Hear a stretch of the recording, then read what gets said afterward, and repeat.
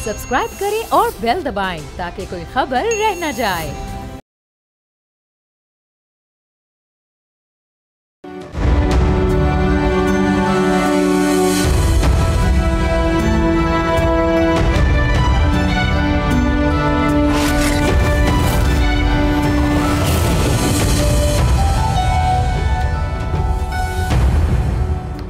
Monsoon ने मुल्क में तबाही मचा दी है। अब तक 700 के करीब अफराद जाँ भाग हो चुके हैं। सिर्फ बुनेर और स्वाबी में 300 के करीब अमवात हुई है। अरबों रुपए का निजी और सरकारी इंफ्रास्ट्रक्चर तबाह हो गया है। कई पहाड़ी इलाकों का जो ज़मीनी राब्ता है वो डिस्कनेक्ट हो चुका है। मुल्क के सबसे बड़े शहर कराची में भी जिंदगी मअतल है। सड़कें तालाब का मंजर पेश कर रही हैं और कई शहरी करंट लगने से जाँ भाग हो चुके हैं।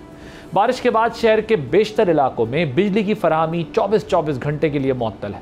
ये सब माहौलियाती तब्दीलियों के असरात हैं जिनका जिक्र गुज़िश्ता कई माह से हम अपने प्रोग्राम्स में करते आए हैं कि माहौलियाती तब्दीलियों का मसला पाकिस्तान के लिए ज़िंदगी और मौत का मसला बन चुका है। ये एक नई हकीकत है जिसे सबको तस्लीम करना होगा, इसको समझ कर आगे बढ़ना होगा। लेकिन क्या ज़िंदगी और मौत का ये मसला अपनी अहमियत के मुताबिक कौमी पॉलिसी में जगह बना सका है? क्या वफाकी और सूबाई हुकूमतें इस हवाले से कोई हंगामी मनसूबाबंदी करती नज़र आ रही हैं? बदकिस्मती से ऐसा नहीं हो रहा। हुकूमतें महदूद वसाइल के अंदर फायर फाइटिंग कर रही हैं, लेकिन माहौलियाती तब्दीलियों के असरात पर काबू पाने के लिए फायर फाइटिंग और इमरजेंसी रिलीफ ऑप्शन से कहीं ज़्यादा संजीदा और सख्त इकदाम करने की ज़रूरत है। देख रहे हैं कि हुकूमती और अवामी सतह पर इसके लिए कितनी तैयारी है। 2 दिन पहले मुझे खुद बुनेर में होने वाली तबाही की कवरेज का मौका मिला, जहां पाक फ़ौज, सूबाई हुकूमत और मकामी इंतज़ामिया भरपूर अंदाज में रेस्क्यू एंड रिलीफ ऑपरेशन में मसरूफ़ है। आज वज़ीर आज़म और फील्ड मार्शल ने भी मुतासरा इलाकों का दौरा किया है, जहां उन्होंने इमदादी चेक्स तकसीम की और जो सरगर्मियाँ हैं, माली मदद है, लोगों की सारी सूरत हाल है, उसका जायज़ा भी लिया है। ये तमाम इक़दाम हुकूमत की फ़िक्रमंदी को ज़ाहिर ज़रूर करते हैं, लेकिन जब तक मकामी हुकूमतों को बाइख्तियार और वसाइल मुंतकिल नहीं होते, ऐसी आफात से निमटने के लिए कोई मौसर हिकमत अमली नहीं बनाई जा सकती। क्योंकि जो लोकल सॉल्यूशंस हैं, कम्युनिटीज़ को महफूज उससे बनाया जा सकता है। क्या मुल्क में मकामी हुकूमतों तक इख्तियारात की मुंतकली में किसी सियासी जमात की दिलचस्पी है? दूसरी तरफ नए सूबों के क़याम का मुतालबा सामने आ रहा है, जिसके मुताबिक हर डिवीज़न को सूबा बनाने की तजवीज़ दी गई है ताकि वसाइल की मुनसिफाना तकसीम को यकीनी बनाया जा सके। फील्ड मार्शल से मुलाकात के बाद बिजनेस कम्युनिटी ने नए सूबों के क़याम की तजवीज़ दी है। क्या इसके लिए आइन में तरमीम पर तमाम जमातें राज़ी होंगी? नायब वज़ीर आज़म ने आइन में किसी फ़ौरी तरमीम को रद्द कर दिया है। कहा है कि अभी 26वीं तरमीम ही हम सही तरह हज़म नहीं कर पा रहे हैं। तो सवाल ये है कि क्या फिर सूबाई हुकूमतों को प्रोविंशियल फाइनेंशियल अवार्ड देने का पाबंद बनाया जा सकता है? अगर नहीं तो फिर बड़े मसाइल हल करने का मुतबादिल रास्ता है क्या? इसी तमाम सूरत हाल पर बात करने के लिए मेरे साथ आज प्रोग्राम में मौजूद हैं मेयर कराची मुर्तज़ा वहाब साहब, सेनेट बैरिस्टर अकील मलिक साहब, state minister for law and justice, Pakistan Muslim League Nawaz से ताल्लुक़ है, और डॉक्टर हुमायूं मोहम्मद, सेनेटर पाकिस्तान तहरीक इंसाफ, मेरे साथ मौजूद होंगे। I start with you Murtaza Wahab साहब, thank you so much for joining us. मुझे ये बताइएगा कि इस वक्त जो कराची की सूरत हाल है, जो हम मनाजिर देख रहे हैं, जिस तरह लोग ब्लॉकेड में रहे, जिस तरह पानी खड़ा हुआ, और जो जानी या माली नुकसानात की ख़बरें आ रही हैं, आपकी क्या इस वक्त मालूमात है, क्या आपकी असेसमेंट है कि क्या इस वक्त कराची के अंदर हो रहा है? आदिल, आपने वो वीडियोस देख रहे हैं, बिकॉज इम्प्रेशन ये पड़ता है जब आप ये बात करते हैं कि अभी भी सिचुएशन वो है। ये बात दुरुस्त है। कल एक बहुत बड़ा चैलेंज था, 235 मिलीमीटर बारिश कराची शहर में हुई। हमारे नालों की कैपेसिटी कोई 40 मिलीमीटर है, और जो शो करता है क्लाइमेट चेंज, ग्लोबल वार्मिंग कितना बड़ा चैलेंज इस वक्त हमारे मुल्क के लिए, दुनिया भर के लिए है। लेकिन बारिश रुकने के चंद घंटों के अंदर अंदर हमने चीज़ों को काबू में लेकर आए। जो शहर की तमाम अहम शाहराएं जहाँ लोगों को तकलीफ थी, परेशानी थी, वो उस बारिश के खतरनाक स्पेल के दौरान उनको हमने क्लियर करना शुरू कर दिया, और रात 10:30-11 बजे से चीज़ें नॉर्मलाइज होना शुरू हो गई थी। आज दिन भर भी हम फील्ड में रहे। मैं इस वक्त भी कोरंगी ज़िले में मौजूद हूँ और डिफरेंट इलाकों का दौरा कर रहा हूँ। नालों ने अच्छा परफॉर्म किया है। जो हमने सफाई की गई थी उससे उन चोकिंग पॉइंट्स को क्लियर किया गया था, तो नालों ने पानी अच्छे तरीके से उठाया है। बदकिस्मती से बारिश की वेलोसिटी और जो बारिश का क्वांटम था वो शहर की कैपेसिटी से ज़्यादा था, जिसकी वजह से एक स्पिल ओवर इफेक्ट शहर के अंदर बिल्कुल आया। लेकिन जो अच्छी चीज़ थी वो ये कि इंतज़ामिया हरकत में थी, इंतज़ामिया ग्राउंड पर मौजूद थी और उन्होंने फिर हद्दुल इम्कान कोशिश की कि जो भी इश्यूज़ हैं उनको हम चैलेंज को अबूर कर सकें। तो उसकी उन वजूहात की वजह से जो मौजूदा सूरत हाल है वो बहुत बेहतर है इस वक्त, और तमाम शहर की जो अहम शाहराएँ हैं वो इस वक्त ट्रैफिक के लिए खुली हुई हैं, और जहाँ जहाँ हमें कोई परेशानी या कोई डिफ़िकल्टी के बारे में मुतला किया जाता है तो वहाँ पर भी टीमों को रवाना कर दिया जाता है। मुर्तज़ा साहब, मुझे ये बताएं कि मैं वैसे क्लाइमेट चेंज पे सब्जेक्ट पर बहुत बात भी करता हूँ, मैं पूरे पाकिस्तान के अंदर इसके डिज़ास्टर के या नेचुरल कैलेमिटी के जो इम्पैक्ट हैं वो आ रहे हैं, मैं जाकर ख़ुद कवर भी कर रहा हूँ, मैं देखता हूँ, एंड आई अंडरस्टैंड कि ये पाकिस्तान के लिए कितना बड़ा चैलेंज है और ज़ाहिर दुनिया के लिए चैलेंज है, और पाकिस्तान का इस एमिशन में इतना रोल नहीं है जितना पाकिस्तान सफ़र कर रहा है।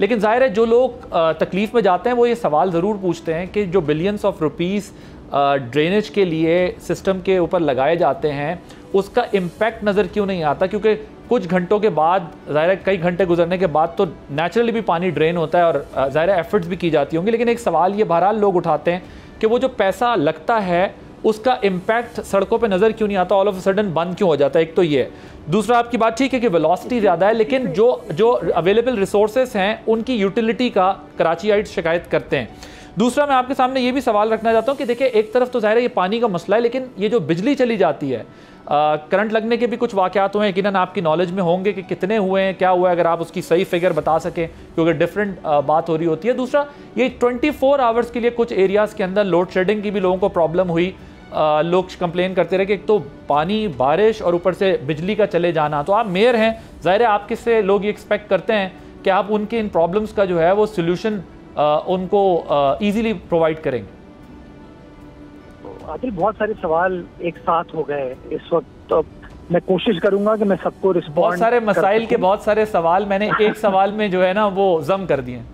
जी जी जी, मैं आपको बताऊं आदिल, आपने कहा ना कि बिलियंस ऑफ रुपीज खर्च होते हैं नालों के ऊपर और लोग ये सवाल पूछते हैं। आदिल, हम लोग अनफॉर्चुनेटली जब बात करते हैं, गुफ्तगू करते हैं, अपना सोशल डिस्कशन करते हैं ना, हम मिलियन और बिलियन का फर्क भूल जाते हैं। मैं आज भी एक प्रेस कॉन्फ्रेंस देख रहा था, हमारे मुखालिफ कर रहे थे कि जी 600 मिलियन का बजट है केएमसी का और 100 मिलियन यानी कि 60 करोड़ रुपए शहर के अंदर खर्च नहीं हुए। अब उन्हें चेक करना गवारा नहीं किया कि अभी तक केएमसी ने इस साल मानसून के सीजन में कितने पैसे बजट किए थे, कितने पैसे उसको हुकूमत से मिले और कितने पैसे खर्च हुए। अभी तक की मैं आपको इत्तला बताऊं कि मुझे नालों की सफाई के लिए जो अमाउंट मेरे अकाउंट में आया है, जिसके ऊपर अभी खर्चा मैंने नहीं किया, पेमेंट है, वो 200 मिलियन रुपए है। अब इमेजिन कीजिए, आप 200 मिलियन रुपए के बारे में जब गुफ्तगू करते हैं ना तो लोग उसको करोड़ों अरबों में ले जाते हैं और उससे सारे मफरूजे जन्म लेते हैं।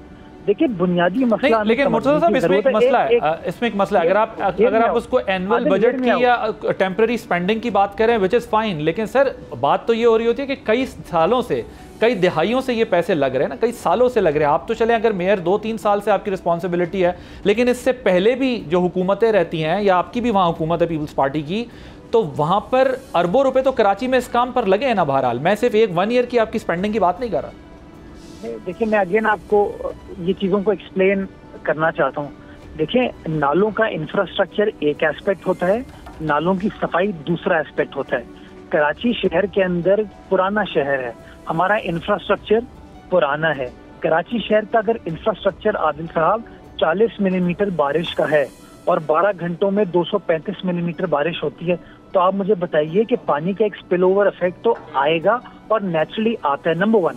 नंबर 2, चले हम गलत हैं, हम इनएफिशिएंट है तमाम। वो अभी महाराष्ट्र में बारिश हो रही है, मुंबई के अंदर 200 मिलीमीटर वहाँ पे बारिश हुई है। आप मुंबई की तस्वीर और वीडियोस देख सकते हैं। दुबई तो एक जी हाँ, वहाँ पर भी बुरी हालत है, मैंने देखी है बिल्कुल। हाँ, हियर में आउट, आप दुबई तो मेरे ख्याल में मुंबई से बहुत आगे है, कराची से तो कई 100 मील आगे है। आप दुबई में जब 2024 अप्रैल में बारिश हुई थी तो आपने वहाँ की सिचुएशन देखी थी। अभी हालिया दिनों में अमेरिका के अंदर, न्यूयॉर्क के अंदर जो सबवे सिस्टम का हाल हुआ, ह्यूस्टन में, टेक्सास में जो बारिशों में हाल होता है, वो सबके सामने है। अनफॉर्चुनेटली आदिल, मेरी सिर्फ पॉइंट ऑफ व्यू ये है कि हम तनकीद के पर्सपेक्टिव से जब भी चीज़ों को देखेंगे ना, हम मामले को रिजॉल्व नहीं कर पाएंगे। हमें इस चीज़ समझने की ज़रूरत है कि जितना इंफ्रास्ट्रक्चर है पानी उतना ही एब्जॉर्ब करेगा, उससे ज़्यादा पानी एब्जॉर्ब नहीं कर सकता। और यही चीज़ आपको यूरोपियन ममालिक के हालात देख के, अमेरिका के हालात देख के, दुबई का या महाराष्ट्र के हालात देख के, मैं आपकी बात से एग्री करता हूं। मैं दुबई की जिसकी आप सिचुएशन बता रहे हैं 2024 की, मैं फॉर्चुनेटली और अनफॉर्चुनेटली वहां मौजूद था जिस वक्त वहां पर सबवेज में पानी खड़ा हुआ। और न्यूयॉर्क की भी सिचुएशन जो है वो बिल्कुल मुझे देखने का मौका मिला। चले वो तो हमने वीडियोस के थ्रू देखी, और जिसकी आप इस वक्त महाराष्ट्र की बात करें, ये बात भी ठीक है। असल इशू ये है कि हमारा प्रॉब्लम है वो ये है कि जो एग्जिस्टिंग इंफ्रास्ट्रक्चर है और जो रिसोर्सेज हैं उसकी यूटिलिटी हमारे यहाँ एक सवाल हमेशा रहती है कि प्रॉपर तरीके से नहीं होती, जिसकी वजह से लोगों को ये शिकायत ज़्यादा होती है। I understand what you are saying कि ये जब इतनी वेलोसिटी से बारिश होगी तो उसका इम्पैक्ट उसी तरीके का आता है, लेकिन असल चीज़ ये सर, लोगों का एतमाद भी बहाल करना ज़रूरी है ना। और ये हुकूमतों का और मकामी हुकूमतों का स्पेशली ये काम होता है, क्योंकि मकामी हुकूमतों को तो एम्पावर नहीं किया जा रहा है इस मुल्क में। अगर किया जाए तो वो ये इशूज़ ये एड्रेस कर सकते हैं कि लोग उनसे छोटे छोटे सोल्यूशन से कैसे अपने आप को महफूज रखें। मुझे बताइएगा, ये जो आपकी शहरी हुकूमत है, ये के इलेक्ट्रिक की परफॉर्मेंस से मुतमईन है? क्योंकि के इलेक्ट्रिक पर लोग सबसे ज़्यादा तबरा भेजते हैं जब ये इस किस्म का कोई मामलात होते हैं, बारिशें ज़्यादा हो जाएं या कुछ और मसला खड़ा हो। सो आपकी गवर्नमेंट सेटिस्फाइड है के इलेक्ट्रिक की परफॉर्मेंस से? Not at all. मैं समझता हूँ कंप्लीट जो पावर डिवीजन है आपका, मिनिस्ट्री ऑफ पावर के जो भी मामलात हैं वो बिल्कुल भी इत्मीनान बख्श नहीं है। चाहे वो कराची शहर देख लीजिए, चाहे हैदराबाद में आप हेस्को देख लीजिए, टक्कर की तरफ आप स्टेप्को देख लीजिए। मैं समझता हूँ लोड शेडिंग के बड़े मेजर मसाइल इस वक्त आवाम को दरपेश है। मैं आपको अपनी बात करना चाहूँगा कि कल रात को मैं तमाम एरिया क्लियर कराने के बाद जब 3:45 बजे अपने घर पहुंचा तो मेरे घर पे लाइट नहीं थी। अब ये ग्राउंड रियलिटी हकीकत है।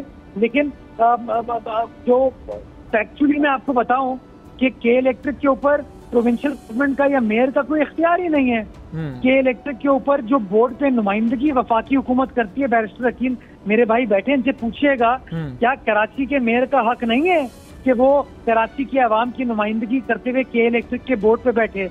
या कराची के कमिश्नर का ये राइट नहीं है कि वो कराची की आवाम की नुमाइंदगी करते हुए के इलेक्ट्रिक के बोर्ड पे बैठे? जी, आप ठीक। अब होता है वफाकी हुकूमत जो नॉमिनेट करती है जिन लोगों को बोर्ड के ऊपर, उनका कोई ताल्लुक ही नहीं होता। नहीं, आप ठीक कह रहे हैं। मुझे लास्ट टाइम भी आपकी मेरी प्रोग्राम में इस पर बात हुई थी और आपने कहा था कि हम कोशिश भी कर रहे हैं कि मेयर कराची भी उस बोर्ड के अंदर हों, और ये शिकायत आपने उस वक्त भी की थी। और मैं बिल्कुल अभी बैरिस्टर अकील से ये पूछता हूँ कि आप इसमें बिल्कुल होना चाहिए मकामी हुकूमत। अगर मेयर, सिटी के मेयर का इतने बड़े उस पर सिस्टम पर कोई राइट तो कहना दूर की बात है, उसकी इन्वॉल्वमेंट ही किसी किस्म की नहीं है, तो वो क्या जवाब लोगों को दे सकते हैं या उनकी क्या वो हो सकता है? मुझे बताएं, मुख्तसर अगर बता सकें, ये ओवरऑल सिचुएशन जो है, हालात, ये तमाम चीज़ें रिस्टोर होने में कितना टाइम लगेगा? What is your assessment?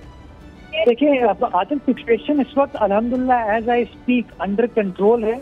अभी बारिश नहीं हो रही है और पानी की जो निकासी है वो तमाम ऐसे बड़ी शाहराहों से तो हमने यकीनी बना लिया। कुछ नशीली इलाकों में जहाँ पर पानी है वहाँ पर भी काम बल्दियाती इदारे इस वक्त कर रहे हैं। तो मजीद अगर बारिश नहीं होती तो इंशाल्लाह सिचुएशन बेहतरी की तरफ जा रही है। मेयर कराची मुर्तज़ा वहाब साहब, बहुत शुक्रिया अपना वक्त देने के लिए। आप गुफ्तगू, वो ये कह रहे हैं कि ज़ाहिर है जहाँ तक पानी का, बारिश का मसला है, उसके ऊपर तो जो इशू था उसको एड्रेस करने की कोशिश कर रहे हैं, लेकिन वो कहते हैं कि जो लोड शेडिंग वाला मसला है उसके ऊपर के इलेक्ट्रिक पर उनका कोई ना बोर्ड में है, ना एक्सेस है, ना वो उस पर बात कर सकते हैं। तो वो कैसे ये बता सकते हैं कि ये जो कुछ हो रहा है वहाँ पे कैसे हो रहा है? एक ब्रेक लेते हैं, ब्रेक के बाद जब वापस आएंगे तो बैरिस्टर अकील मलिक साहब और डॉक्टर हुमायूं मोहम्मद साहब हमारे साथ मौजूद होंगे, उनसे ज़रा बात करेंगे after the short break.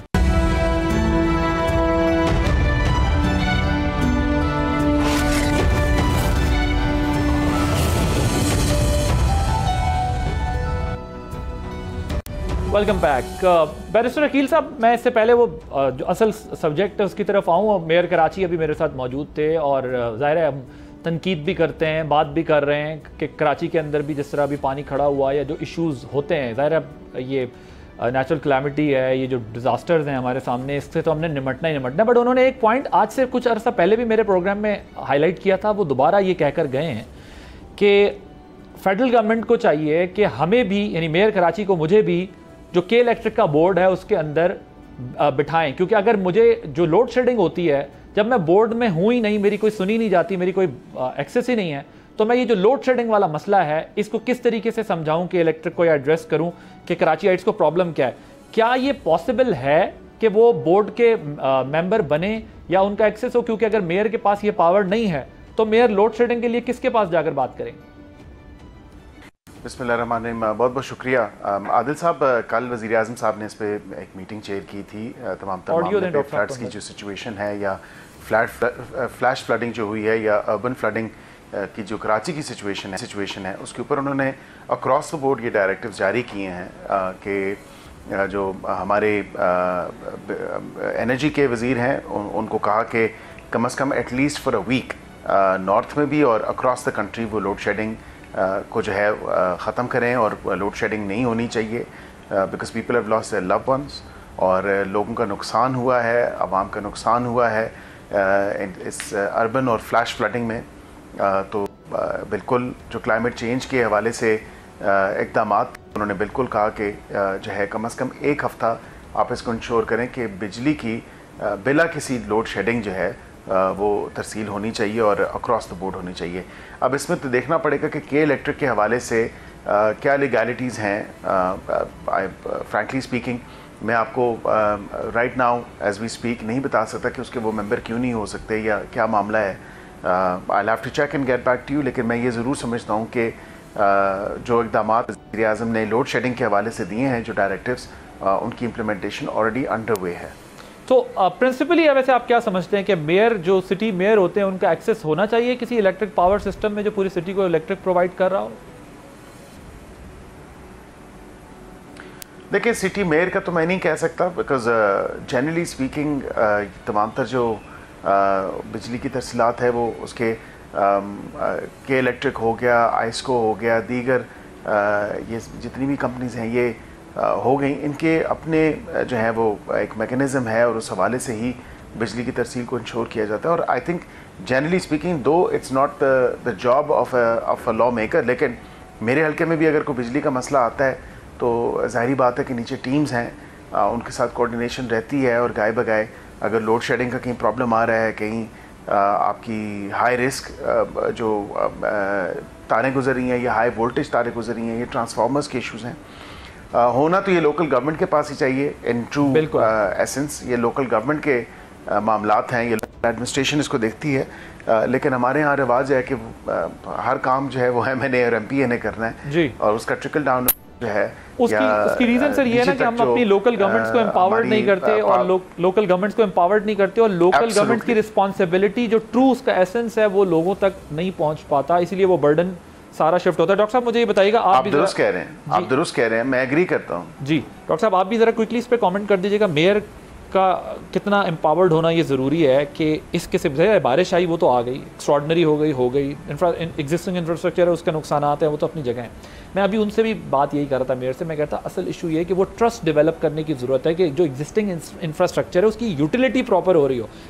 I understand कि ये दुबई में भी हो रहा है, न्यूयॉर्क में भी हो रहा है, ये महाराष्ट्र में भी हो रहा है, एवरीवेयर, बट हमारे यहाँ एक सवाल ये होता है ना कि शायद रिस्पॉन्सिबिलिटी उस तरीके से पूरी नहीं हो रही, इसलिए लोग फ्रस्ट्रेट होता है। मैं बुनेर गया हुआ था तो मुझे बुनेर में कराची से लोग फ़ोन करके ये कहते हैं कि कराची भी आ जाएं प्लीज़, क्योंकि मसला ये नहीं है कि बारिश हो रही है, मसला ये है कि यहाँ पर लाइट भी नहीं है, बिजली भी नहीं है, और लोग कराची में तो आपको पता है जंगल है वो फ्लैट्स का, सो घरों का भी यही हाल होता है। सो कितनी इंपॉर्टेंट बात है जो वो बात करें कि कम से कम बोर्ड में हो और टेकअप कर सके इस मसले को। ज़रा बिस्मिल्लाहिर्रहमानिर्रहीम, या का नाबुदो व या का नस्ताईन। देखिए, अगर आप ये चीज़ें करते हैं तो अगर ये मुर्तज़ा वहाब साहब कह रहे हैं, और ये याद रखिए कि पाकिस्तान पीपल्स पार्टी की गवर्नमेंट 1988 के बाद सिर्फ एक दफ़ा मुशर्रफ के दौर में नहीं थी, उस वक्त इनकी जो एलाइज है MQM वो थी, बाकी थ्रू आउट उससे पहले और उसमें ये तकरीबन मैंने आपके सामने कहा कि अरबों रुपए लगते रहे, 25 साल से ये लोग उधर बैठे हुए हैं, 25 साल से ये सारी प्लानिंग्स उनकी हैं। अगर ये के इलेक्ट्रिक बनाए, इनकी प्लानिंग्स की वजह से बनाए,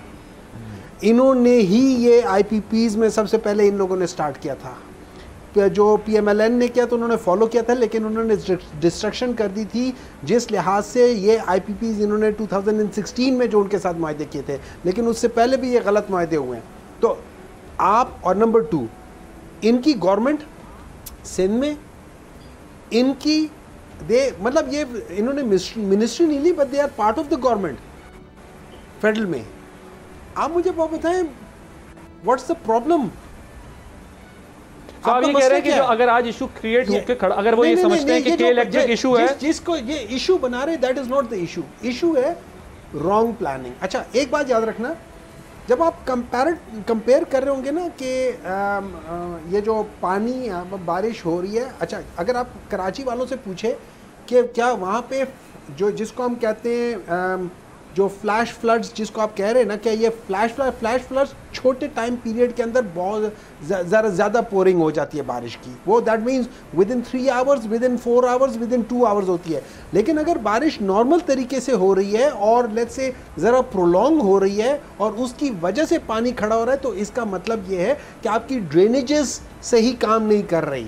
अच्छा, मैं अभी बात सुन रहा था, उनकी जो बातें कर रहा था, उन्होंने कहा था कि जज़ब नहीं करा। भाई मेरे, यहाँ पे ये पानी जज़ब वाला नहीं होता अर्बन एरिया में, वो रूरल एरिया में जज़ब वाला होता है। अर्बन एरिया में आपने ड्रेनेजेस बनाने होते हैं, आपने वहाँ पे फ्लोज देखने होते हैं, आपने वहाँ पे नाले करने होते हैं। अगर इसको आप बुनेर के साथ या किसी और जगह के साथ नहीं कंपेयर कर सकते हो। जो है वो बहुत ज़्यादा है ना। अगर आपकी कैपेसिटी है कोई 30% की, तो आपकी 200% बारिश हो जाए तो how would you manage it?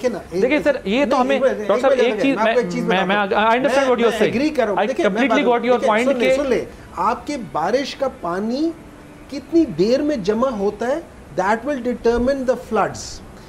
Let's say अगर जो जिसको हम कहते हैं ना कि ये क्लाउड बर्स्ट हुआ है, अगर cloud burst is 100 millimetre within 1 hour, अगर ये 500 मिलीमीटर हो और over the period of 12 hours हो या 24 आवर्स हो, वो फ्लड्स नहीं क्रिएट करेगा, क्योंकि उसमें थोड़ा वो साथ पानी बह रहा होगा, वो अपने फ्लो पे होगा। लेकिन जब सारा पानी एकदम आता है, उसका प्रॉब्लम होता है। तो अगर ये सारा पानी, ये जितनी बारिश हुई है, ये विद इन 3 आवर्स हुई है, तो मैं मानता हूँ, मैं I will agree with Bilawal sahab को एंडोर्स करें ना, वो ठीक तो कहते हैं जब ज्यादा बारिश होगी तो ज्यादा पानी आएगा। नहीं, वो तो बिल्कुल सही कहते हैं कि जब ज्यादा, और जब वो बहुत ज्यादा बारिश होगी तो बहुत ज्यादा पानी आएगा, वो अपनी जगह पे ठीक है। चले, लेकिन ये कहते हैं जरा ऑब्जेक्टिविटी के साथ डॉक्टर साहब मुझे अब ये बताएं कि मैं बैरिस्टर साहब के पास जाता हूँ, फिर आपके दोबारा आता हूँ, ऑब्जेक्टिविटी के साथ बात करेंगे, क्योंकि अब मैं पूरा पाकिस्तान तो मैं कवर करता हूँ सर। मैं तो वो जर्नलिस्ट नहीं हूँ जो स्टूडियो में बैठ के करे, मैं तो फील्ड में काम करता हूँ, मुझे अंदाज़ा है कहाँ क्या हो रहा है इस वक्त, KP में भी क्या इशूज़ हैं, या सिंध के अंदर क्या इशूज़ हैं, या बलूचिस्तान में। बैरिस्टर साहब मुझे बताएं, नेशनल एक्शन प्लान बना था दहशतगर्दी के ख़िलाफ़, क्या इस वक्त जो क्लाइमेट चेंज का इफेक्ट है जिसकी वजह से पाकिस्तान सफ़र कर रहा है, मैं तो इस पर 1 साल से प्रोग्राम्स कर रहा हूँ, यूजुअली हमारे यहाँ तो प्रोग्राम्स भी इसके ऊपर नहीं होते थे, बल्कि शायद ज़्यादा टाइम हो गया होगा मुझे। मैं आपसे सिर्फ ये पूछना चाहता हूँ कि आपकी गवर्नमेंट, फेडरल गवर्नमेंट कोई ऐसा इनिशिएटिव ले कि सूबों को ऑन बोर्ड रख के कोई इमरजेंसी डिक्लेयर करना चाहती है कि नेशनल एक्शन प्लान की तरह कोई प्लान जो है वो क्लाइमेट चेंज पर भी हो, और गवर्नमेंट, फेडरल गवर्नमेंट लीड ले। लास्ट टाइम भी आपसे शायद इस प्रोग्राम में इसी तरह की बात हुई थी, लीड ले और सूबों को ऑन बोर्ड रखे, और इसके ऊपर जो इन्वायरमेंटल लॉज हैं उनको इम्प्लीमेंट किया जाए, ताकि हम आने वाले दिनों में इससे बच सके। क्योंकि जो मैं बुनेर में देख कर आया हूँ, सो मैं ये सोच रहा था, देखिए इसमें ज़ाहिर है कुदरती आफत तो है ही है बैरिस्टर साहब, लेकिन हमारे रिवर बैंक पे घर बने हुए होते हैं, हमारे यहाँ वाटर चैनल पे घर बने हुए होते हैं, हमारे मतलब क्लाउड बर्स्ट की तो कोई जस्टिफिकेशन नहीं है, पर बहरहाल फ्लड्स में हमारा ज़्यादा नुकसान तो इसलिए भी होता है कि हमने गलत फैसले किए हुए होते हैं, गलत जगहों पर इंफ्रास्ट्रक्चर कंस्ट्रक्शन की हुई होती है। सो इसका सोल्यूशन निकालने के लिए नेशनल एक्शन प्लान टाइप का कोई प्लान सूबों को ऑन बोर्ड रखकर वफाकी हुकूमत लीड लेगी? देखें, बिल्कुल वफाकी हुकूमत को लीड लेनी चाहिए, और इशू ये है कि फिर 18वीं तरमीम के बाद, क्योंकि डिवॉल्व सब्जेक्ट्स हैं और एनवायरमेंटल जो इश्यूज़ हैं या क्लाइमेट चेंज के हवाले से पॉलिसी तो चले मिनिस्ट्री ऑफ क्लाइमेट चेंज देती है, और इंटरनेशनल कन्वेंशन और ट्रीटी साइन करना और इंटरनेशनली तो मामला जो हैं वो और उसके साथ साथ कोऑर्डिनेशन रखना, ये मिनिस्ट्री ऑफ क्लाइमेट चेंज का काम है। लेकिन एट द सेम टाइम मैं ये आपको ज़रूर बता सकता हूँ कि जो सूबे पंजाब में काम हो रहा है उस तरह बलूचिस्तान में काम नहीं हो रहा, या उस तरह सिंध में क्लाइमेट चेंज के ऊपर शायद काम नहीं हो रहा, या KP में नहीं हो रहा। तो कहने का मकसद ये कि आप एक by way of an example जो क्लाइमेट चेंज के KP के मिनिस्टर हैं उनसे सवाल पूछे गए, पश्तो में आई थिंक प्रोग्राम था उसकी ट्रांसलेशन भी मैंने तो सोशल मीडिया पे देखा, ऑब्वियसली मैंने प्रोग्राम तो नहीं देखा, लेकिन उसका क्लिप देखा और एक जर्नलिस्ट ने रिपोर्ट किया हुआ था कि क्लाइमेट चेंज की सेंसिटाइजेशन ही नहीं है, सेंसिटाइज ही नहीं किया हुआ लोगों को जो सूबे के लोग हैं। और अब ये इस दफ़ा मैंने देखा कि पंजाब में बहुत ज़्यादा काम हुआ इस हवाले से और लोगों को सेंसिटाइज भी किया गया है। अब देखें इस तमाम तर मामले के ऊपर वफाक तो चले, वफाक का एक महदूद रोल है 18वीं तरमीम के बाद, सूबों को लीड लेनी चाहिए। वफाक की जहाँ ज़रूरत पड़ेगी बिल्कुल वफाक जो है वो असिस्टेंस के लिए तैयार है। वफाक को क्वेश्चन भी बनता है मेरा, करना भी चाहिए और वफाक गाय बगाए करती रहती है। पहले मैं ज़रा डॉक्टर साहब से इस पे कमेंट ले लूँ, उसके बाद मैं फिर आपकी तरफ आता हूँ, क्योंकि इसका मतलब तो ये है कि सूबों को 18वीं तरमीम मिले हुए आज काफ़ी साल हो चुके हैं, लेकिन उसके बावजूद वो जो सब्जेक्ट उनके पास थे उसके ऊपर अगर वो बेहतरी नहीं ला पा रहे, तो इसका मतलब ये हुआ कि फिर मुल्क में मज़ीद सूबे बनने की ज़रूरत है। तो क्या आपकी हुकूमत उस पर भी कोई सोच विचार कर रही है? डॉक्टर साहब पहले तो ये बताएं, वो कह रहे हैं सेंसिटाइज नहीं किया हुआ अदर प्रोविंसेस ने एक्सेप्ट पंजाब अपने लोगों को, 1 2 वो ये कह रहे हैं कि उनके मिनिस्टर जो बात कर रहे थे उसका वो हवाला दे रहे हैं आपके केपी गवर्नमेंट के, इस पर ज़रा कमेंट कीजिए। देखिए इस तरह है कि प्रॉब्ली ये उस वक्त शायद पाकिस्तान में ना हो जिस ज़माने की ये बातें हो रही थी। आपको पता है कि 2000 पाकिस्तान में सबसे पहले एनवायरनमेंट के ऊपर किस पॉलिटिशियन ने आवाज़ उठाई थी? वो कौन सी ऐसी प्रोजेक्ट्स थे कि जिसको आज बाकी मुल्क फॉलो कर रहे हैं और उसकी लीड पाकिस्तान ने ली थी? मैं आपको बता देता हूँ। 2013 में मिलियन ट्री सुनामी, फिर बिलियन ट्री सुनामी। आपको पता है उसका इफेक्ट क्या है? ये रीफॉरेस्टेशन की बात थी केपी के अंदर। आज 2025 में लंदन स्कूल ऑफ इकोनॉमिक्स से 2 PhD डॉक्टर्स ने इसको फॉलो अप किया है।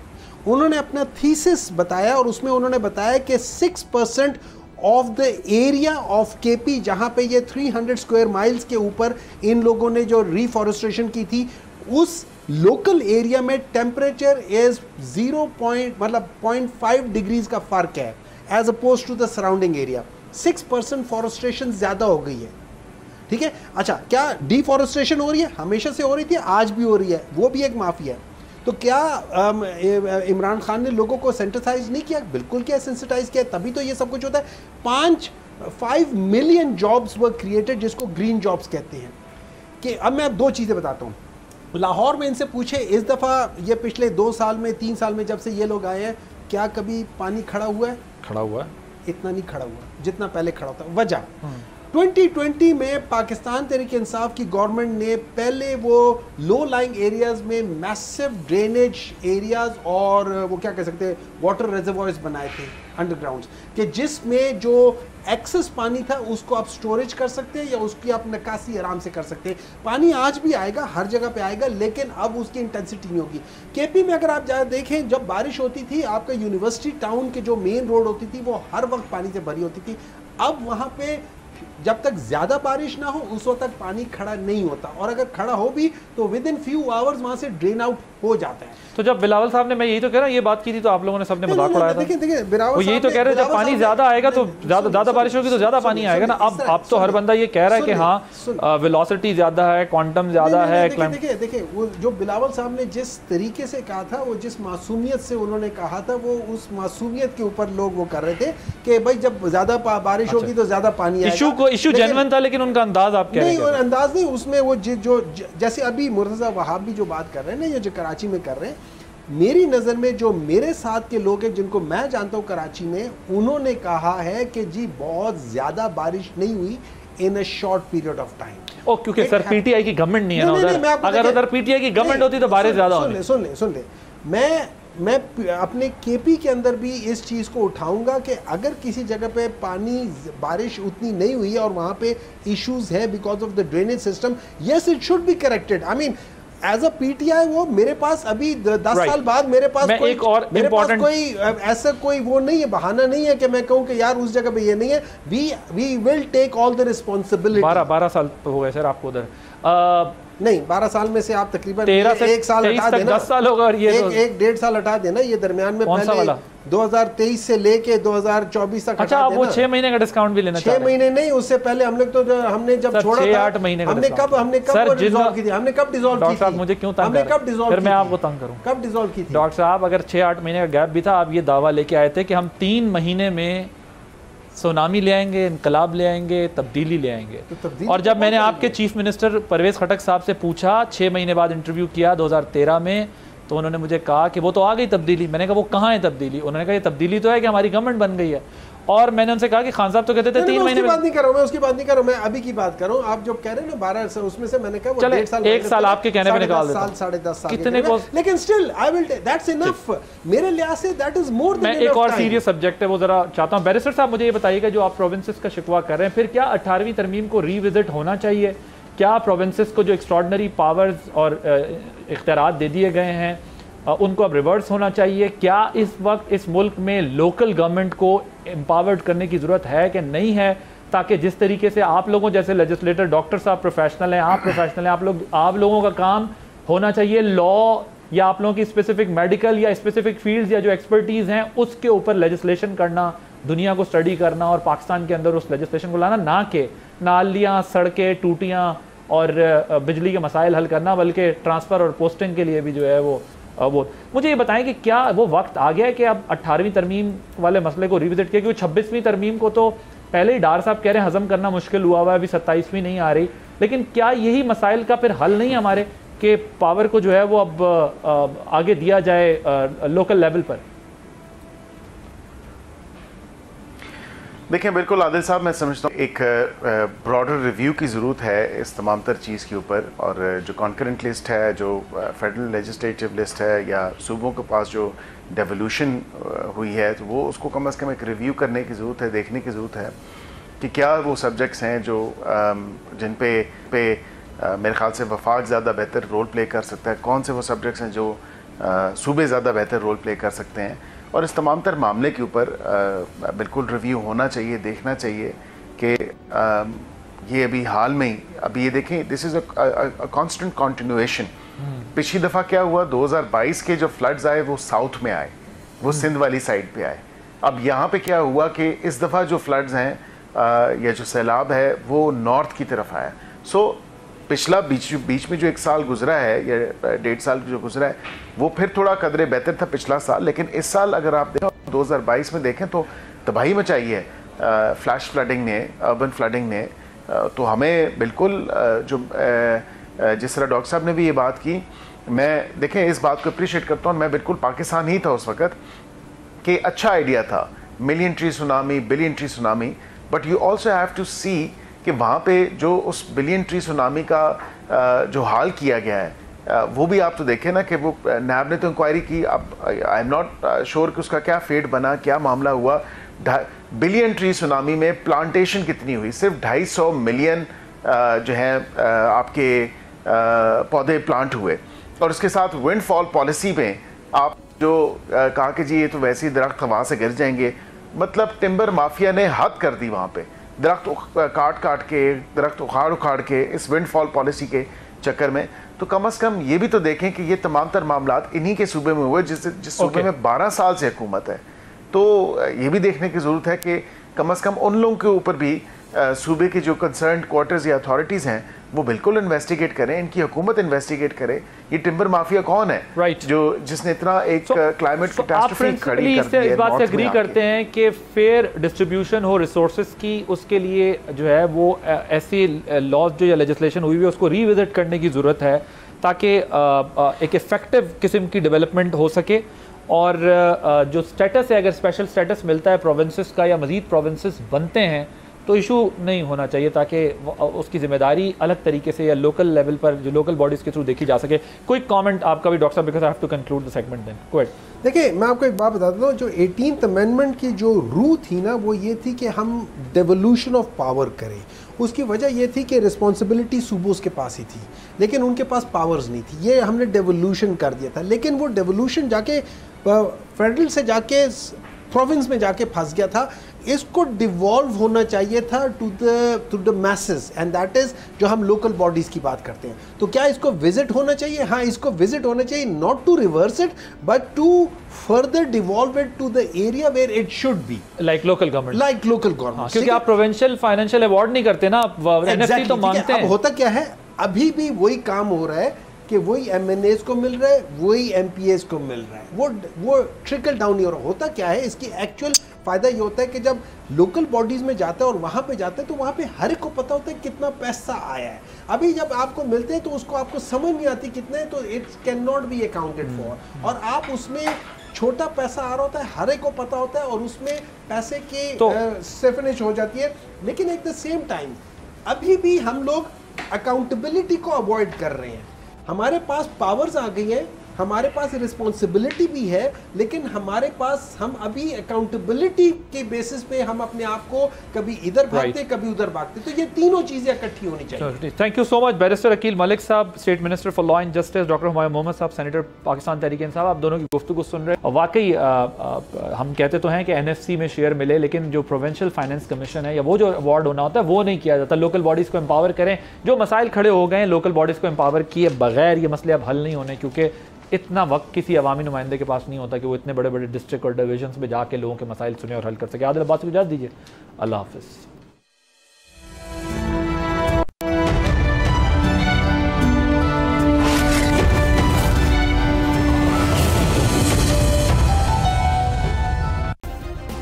सब्सक्राइब करें और बेल दबाएं ताकि कोई खबर रह न जाए।